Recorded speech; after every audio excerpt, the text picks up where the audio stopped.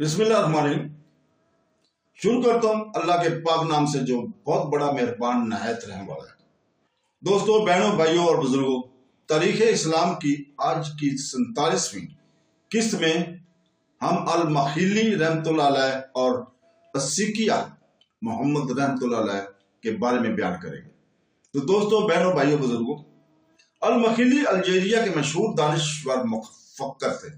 15ویں صدی عیسوی میں اپنی زندگی کے دوران انہوں نے مغربی افریقہ کی تاریخ کو جس قدر متاثر کیا، شاید ہی کسی اور مفکر نے اس قدر کیا ہو۔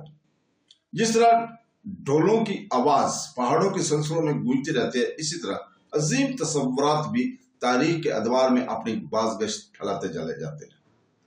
اس کی ایک ایک گونج کی ہر ایک صدا ایک نئی تاریخ کو جنم دیتی ہے۔ جب عظیم عورتوں اور مردوں کے ذریعے ان نظریات کا نفاذ ہوتا ہے تو تاریخ کا کایا پلٹ جاتی ہے اور انسانی معاملات کی اثر نو تشکیل ہوتی ہے۔ السیکہ محمد رحمۃ اللہ علیہ، جنہیں السیکہ اعظم رحمۃ اللہ کے نام سے بھی جانا جاتا ہے، نے المخیلی کے نظریات کو عملی جامہ بنایا۔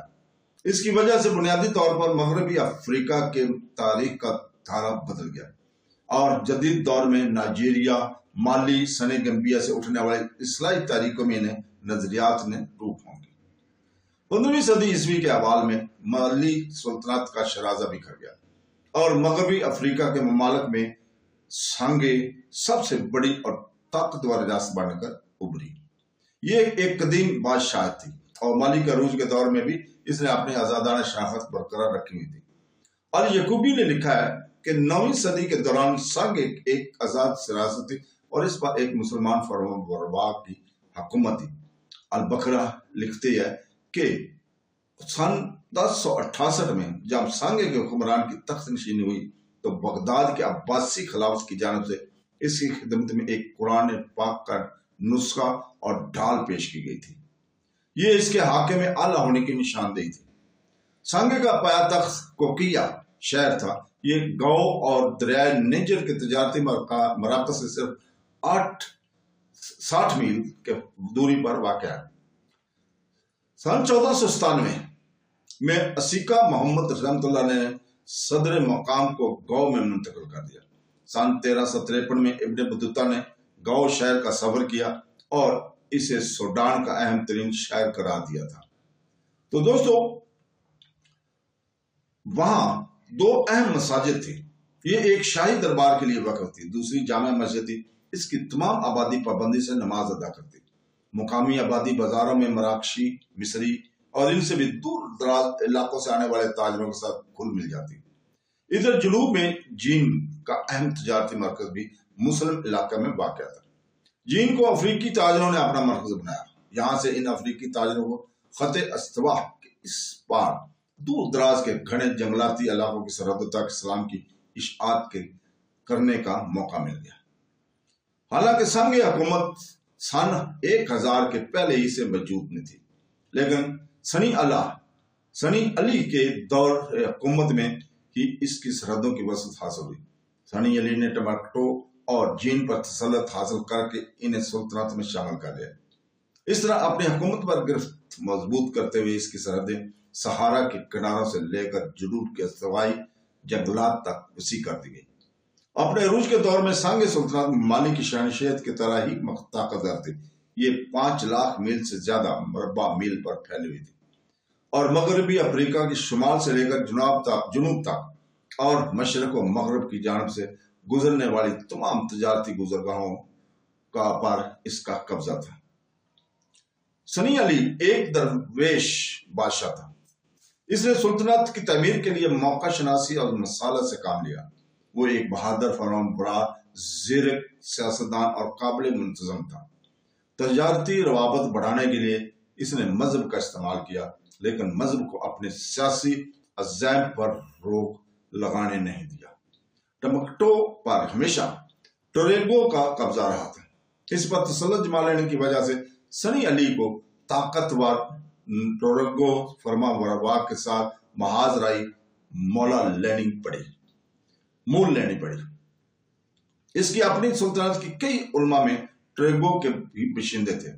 اس وجہ سے سنی علی اور علماء کے درمیان ہمیشہ ایک تناؤ برقرار رہا ہے۔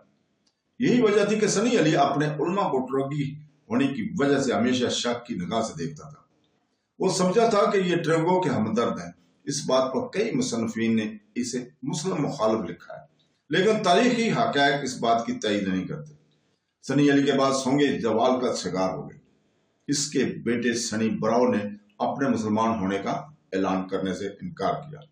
نتیجہ یہ نکلا کہ سن 1493 میں ایک فوجی عہدیدار محمد توری نے اسے معزول کر دیا۔ توری نے 1493 تا 1528 تک حکومت کی۔ اس نے عسیقہ محمد اول رحمۃ اللہ علیہ کا خطاب اختیار کیا۔ عسیقہ محمد رحمۃ اللہ علیہ ایک پرہیزگار انسان، ایماندار، سپاہی، قابل منظم اور تعلیم یافتہ شخص تھے۔ انہوں نے مصر، شام، افریقہ اور دوسرے دور دراز کے عالم فاضل اشخاص کو سونگے منتقل ہونے کے لیے ان کی ہمت افزائی کی۔ اس کے دور حکومت میں گاؤ، ٹمکٹو اور جین جیسے شہر علم کے اہم مراکز بن گئے۔ ان کی تمام عالم اسلام میں شہرت تھی۔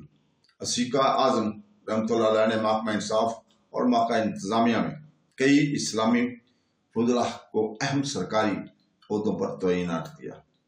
وہ ان کی بات غور سے سنتے تھے اور ملکی امور انہیں کے مشوروں کے مطابق سنبھالے جاتے تھے۔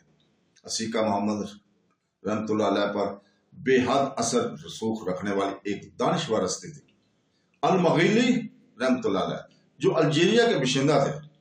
المغیلی ایمان خالص کے داعی تھے۔ وہ کاروباری مفاد کے لیے مذہب کے استعمال کے سخت مخالف تھے۔ انہوں نے واجبی علم رکھنے کے والے بذات خود اپنے آپ کو دانشور اور قاضی کہلانے والے افراد کی سرکاری عہدوں پر تعیناتی کی مخالفت کی۔ وہ اس بات کے قائل تھے کہ اسلام کو کسی بھی شے کی طرح خوبصورت ڈبوں میں بند کر کے بازار میں بیچا نہیں جا سکتا، اور نہ اسلام کے اصولوں کو بادشاہ وقت کی مرضی اور سہولت کے مطابق موڑا جا سکتا ہے۔ تو ایک آفاقی، ازلی اور ابدی پیغام ہے جسے انسانیت کے روحانی مادی تربیت کے لیے پیغمبرانہ خدا آقا نامدار تاجدار مدینہ محمد صلی اللہ علیہ وسلم نے سکھلایا تھا۔ المغیلی ان سے پہلے گزرنے والے فضلاء کے طرح اس بات کے قائل تھے کہ ہر صدی میں مجدد پیدا ہوتے ہیں۔ یہ مجدد اٹھتے ہیں اور دنیا میں ایک بار پھر صرف اسی خالص اسلام کا سر نو استوار کرتے ہیں جیسے کہ حضور اکرم صلی اللہ علیہ وسلم نے دنیا کے سامنے پیش کیا تھا۔ عسیقہ محمد رحمۃ اللہ علیہ نے اپنے آپ کو ایسا ہی ایک مسلح سمجھا۔ انہوں نے المغیلی رحمۃ اللہ علیہ کے صلاح مشورہ کے مطابق ہی حکومت کی۔ انہوں نے مشہور زبانہ میں منصف اور قاضی مقرر کیے۔ اس بات کا خیال رکھا کہ فراغدانہ امدادی عطیہ جات کے ذریعے ان کی آزادی برقرار ہے۔